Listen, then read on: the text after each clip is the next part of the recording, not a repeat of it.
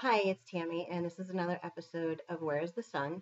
This is where I explain the energies as the sun moves through the 64 gates of the Human Design Mandala. There have been a couple comments lately, and I figure I'll just explain them real quick because it ties into this week. This week, the sun is moving into the gate 28, which is the gate of struggle. I have the gate of struggle in my chart all the time, and it's really funny because sometimes when I learn things about human design, I relate it back to stuff that I've heard repeatedly throughout life. And I do remember one friend in high school who always used to comment that I always took the long way to get anywhere. You know, I could get to point A to point B going in a straight line, but I would take like the back roads and go all around and get there. Usually in the same amount of time because I drove really fast, but it was always her comment that if there was a long way, I would take it. And that's a lot of what struggle is about. It's not struggle in the negative sense of the word. I mean, it can be, but oftentimes it's struggling with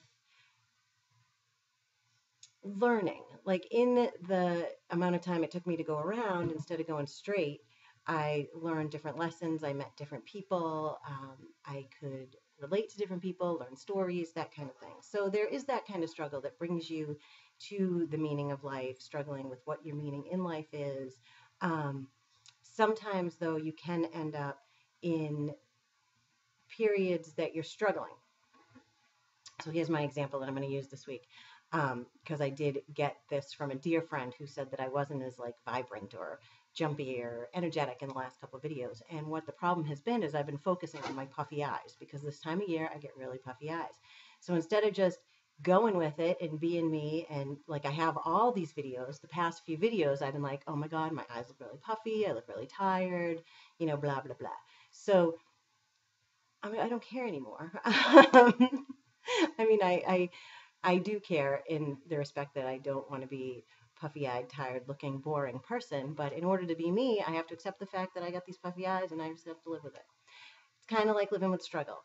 There's always going to be that bump in the road. There's always going to be that rock. And if you either go over it, under it, around it, it's up to you. And it's not always bad because during that time that you're doing that, you might learn a thing or two about yourself or about the other people that you're with or about life in general.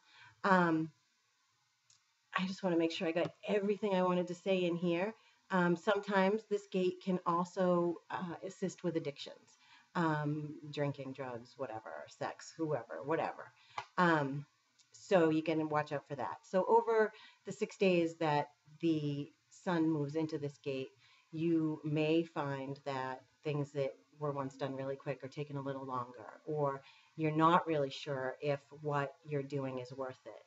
That would be the negative side of the 28 is sometimes we struggle with things and we push and we push and we try and make things happen that really aren't worth the struggle to begin with and aren't worth our time and energy. So how do we know if something's worth our time and energy? You ask your, well, I was going to say sacral, but that's what I do because I'm a generator. You have to live your strategy. So once again, if you are a generator or manifesting generator, you want to ask your sacral if something's right or wrong. The only way you're going to be able to do that is to enter it into it properly, which is to respond to something outside of yourself. So if I'm looking for a job and I go on Indeed.com and see receptionist wanted, I can say, do you want to be a receptionist? And my sacral is going to tell me yes or no. If you are a projector, you need to be invited. If you are a reflector, you need to sit with it, ask different people, run it by people. If you are a manifester, I'm going to keep it simple and say you can just do it. And that's all 5. So anyway, as you can see, I'm running unscripted today. So again, if you have questions or you want a free chart or a free chart for anyone else, I think it's great if parents get charts for their kids. Sometimes it's really helpful in learning how to communicate with them or what they will respond to.